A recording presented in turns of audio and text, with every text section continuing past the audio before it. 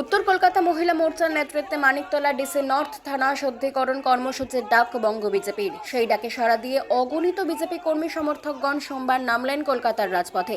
এদিনের মিছিলে উপস্থিত ছিলেন রাজ্য বিজেপির সাধারণ সম্পাদিকা লকেট চট্টোপাধ্যায় সহ অন্যান্য বিজেপি নেতৃত্ব।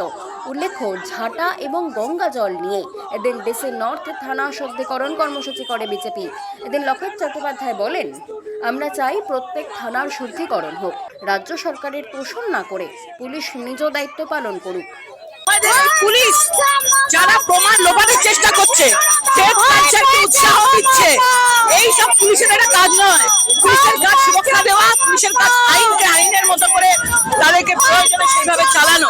কিন্তু আজকে আমরা এই ঝাড়ু দিয়ে গঙ্গা জল দিয়ে বেরিয়েছি, পুলিশটা শুদ্ধ হোক। তাদের বাড়িতেও মা বাবারা রয়েছে, তাদের বাড়িতেও মেয়েরা রয়েছে, অনেক মহিলা পুলিশ রয়েছে যারা তাদের ইচ্ছে করা না করা সত্ত্বেও তাদেরকে কাজ করতে হয়। তাদের উপরে অনেক কিছু চলে, তারাও দেয়।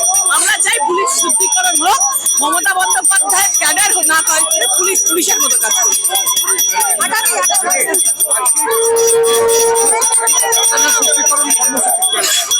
আজকে আমরা চাই যে পুলিশ তার নিজের কাজ করুক, মমতা বন্দ্যোপাধ্যায়ের দাবেদারি যেন না করে, পুলিশ তার নিজের কাজ করুক।